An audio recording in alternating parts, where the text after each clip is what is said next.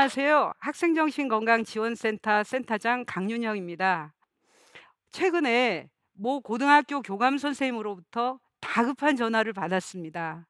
발열 증세를 느꼈던 한 학생이 자발적으로 보건소를 방문했는데 코로나19 확진 판정을 받았던 일이었습니다. 여러분들 생각해 보세요. 어떤 일이 학교에 그 이후에 벌어졌을까요? 그 학교는 즉시 등교 중지 조처를 취했고요. 방역 소독 작업도 했고요. 확진자와 밀접 접촉했던 100명이 넘는 선생님들과 또 학생들을 자가격리 조치했고요. 1000명이 넘는 전체 학생과 교사들을 대상으로 전수조사를 시행하게 됩니다. 이 과정에서 벌어졌을 일들을 여러분 상상 한번 해보시겠어요? 실제 확진자는 10여 명이 넘었답니다. 그리고 이 과정에서 SNS를 통해서 온갖 루머들이 돌아다녔고요. 최초에 확진받은 학생이 최초 감염자가 아님에도 불구하고 이 모든 상황의 근원인 것처럼 비난받는 상황도 생겼답니다.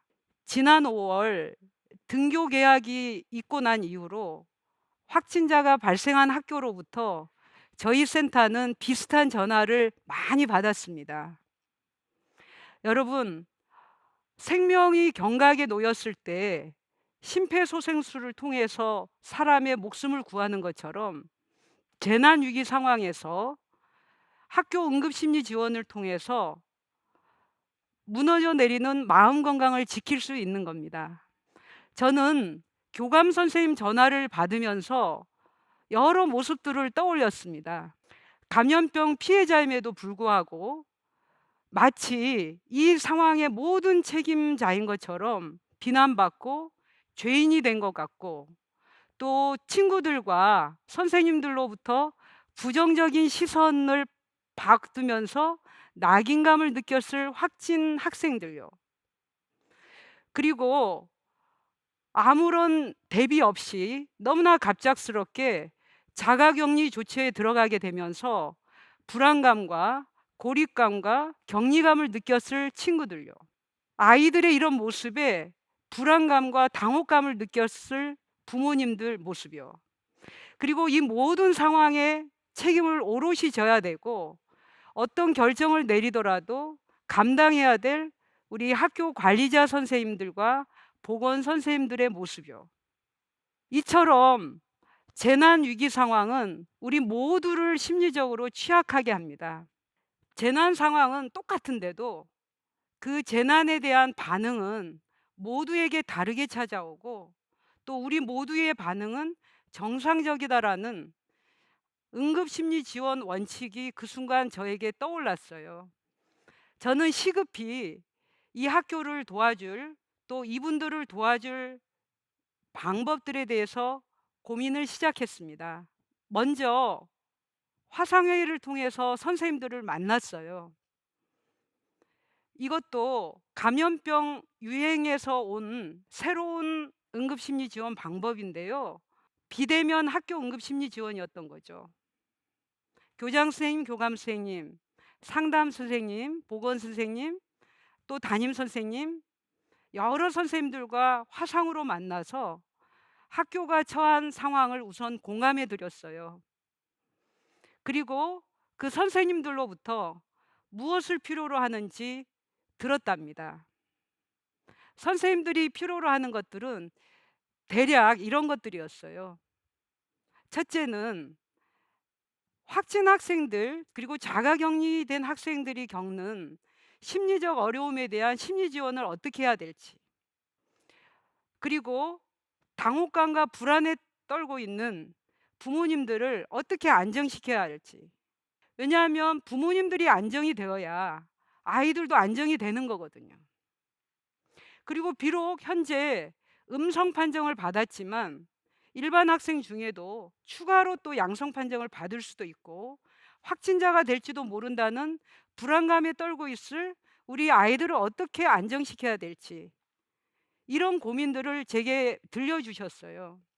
제가 그 고민들을 다 듣고 어떻게 우리 아이들을 지원하고 또 부모님들을 지원해야 될지 제 의견을 나눠 드리고 함께 공유를 했답니다. 첫 번째는 확진 학생과 교사들에 대한 심리 지원이에요. 저희가 2015 년인가요? 메르스 사태 때 감염병 확진자 중에 사실 확진 당시에 낙인감과 불안감을 심하게 느꼈던 분들은 감염병 회복이 된 이후에도 무려 그분들의 70% 이상에서 외상 후 스트레스 증후군이라든지 우울증 같은 심각한 정신질환으로 어려움을 겪는다는 연구 보고가 있어요. 이처럼 확진 학생과 교사들에 대한 심리적인 지원은 필수적으로 진행돼야 할 요건이에요. 그래서 저희 센터에서는 전체 확진 학생과 교사들에 대한 심리 지원을 정신과 전문의 선생님 전화 상담을 통해서 이루어질 수 있도록 지원하고 있습니다. 물론 가격은 무료입니다. 그리고 확진 학생이나 교사분께서 학교에 안전하게 돌아갈 때까지 빈도는 자주입니다. 그리고 당연히 익명성과 비밀 보장 확실히 해 드립니다. 둘째로는요. 자가격리 학생과 교사들에 대한 심리 지원이에요.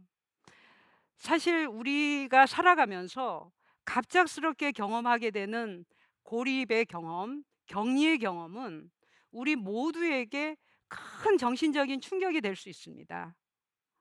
사실 자가격리 되신 분들은 타인의 건강을 생각해서 이타적인 행동을 하신 거거든요. 그러기 때문에 자가격리한 학생들과 선생님들이 학교로 돌아올 때는 진정으로 감사하다는 표현을 해야 되고요. 또 이들에게 감염의 위험이 없다는 것을 전체 학교가 공감함으로써 이들이 낙인감을 느끼지 않을 수 있도록 도와줘야 됩니다. 여러분, 확진자나 자가격리자들이 겪는 심리적인 격리감과 고립감은 생각보다는 큰 충격이고 큰 고통이에요. 이 시기에 학교에서도 일시적으로가 아니라 지속적으로 이들에게 위로 문자를 보내주시고 또 심리 지원을 안내하는 문자를 보내주시고 또 격려하는 문자나 혹은 화상 통화도 가능하겠죠. 그런 연결감은 훨씬 확진자들이나 자가격리자들이 겪는 고통을 완화시켜 주실 수 있고요.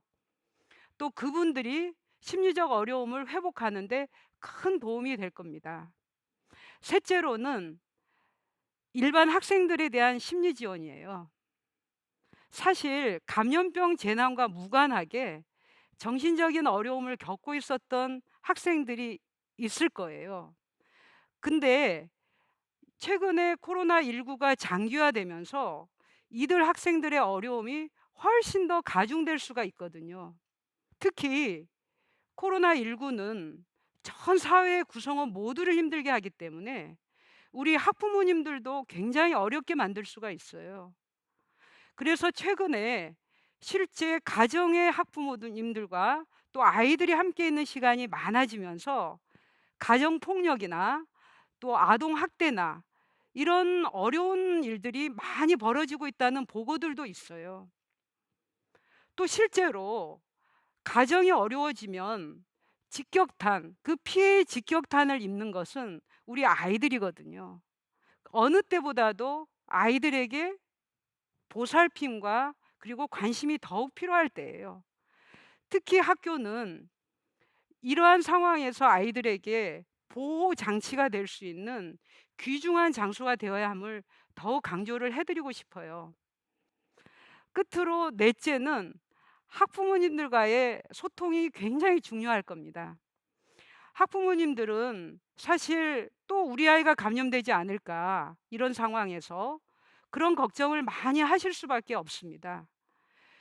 우리 심리 방역, 감염병 재난에서 학교 심리 방역을 위해서는 학교와 학부모님들의 신뢰 형성인 만큼 중요한 요소가 없어요.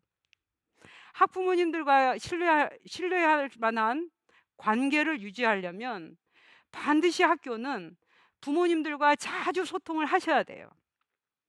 그리고 우리 부모님들께서도 아이들에게 이 코로나19 장기화로 인해서 일상이 흐트러진 모습을 많이 아이들이 보일 수 있는데 일상생활의 리듬을 유지할 수 있도록, 그리고 지나치게 코로나 관련 뉴스에 아이들이 빠져 있지 않도록 조절해 주셔야 되고요. 그리고 믿을 만하고 신뢰할 만한 기관으로부터의 소식에 의거해서 과학적인 뉴스에 근거해서 판단해야지 가짜 뉴스에 현혹되지 않을 수 있도록 가정에서도 특별하게 아이들을 잘 돌봐주셔야 됩니다. 최근에 일부 학부모님들께서 확진 학생이 학교로 돌아오는 과정에서 감염의 위험성 때문에 민원을 제기했던 일들이 있었어요. 그때 학교는 확진 학생이 돌아올 때는 감염 위험성이 없을 만큼 회복이 되었고 그 친구들이 충분한 면역력을 회복했기 때문에 우리가 그 친구들을 응원해 주자는 방식으로 접근하는 것이 크게 도움이 될 겁니다. 이상의 내용을 1차 회의 때 선생님들과 공유하고 일주일 뒤에 다시 2차 회의로 선생님들을 만났답니다. 선생님들을 만났을 때 제가 처음 느낀 것은 선생님들의 모습이 지난주보다 훨씬 밝아지셨어요. 비록 확진 학생들은 아직 병원에서 치료 중이지만 심리 지원을 통해서 점차 안정을 찾아 나가고 있다는 기쁜 소식을 들었고요. 자가격리한 학생들에게도 계속적인 학교와의 연결을 통한 지원을 통해서 아이들이 편안하게 생활을 하고 있다는 이야기도 들었답니다. 그리고 방역 수칙을 잘 지키면서 고3 수험생들도 학교 등교가 원활하게 이루어졌다는 이야기도 들었습니다. 참 감사한 일이었어요. 제가 회의 끝 무렵에 선생님들께 이런 당부를 드렸어요. 무엇보다도 선생님들의 자기 돌봄이 중요하다고요. 휴식이 필요하신 선생님들 쉴 수 있도록 해주시고 서로를 배려해 주어야만 오래 갈 수 있습니다. 유머나 삶의 긍정적인 부분을 찾아내셔서 함께 공유하는 것이 크게 도움이 될 겁니다. 어려운 상황을 꿋꿋하게 헤쳐나가는 선생님들의 모습은 아이들을 훨씬 쉽게 안정시키고요. 아이들에게 큰 본보기가 될 것입니다. 여러분, 학교는 사실 방역기관이 아니거든요. 방역 지침을 아무리 잘 지켜도 어떤 학교에서는 확진자가 발생할 수도 있습니다.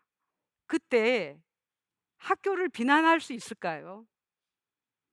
저는 그 상황에 무엇보다도 학교를 위해서 도움의 손길을 내미는 것이 먼저고 비난하는 것을 멈추는 것이 필요하다고 생각합니다. 저희가 살아가면서 많은 어려운 상황에 처할 때가 많아요.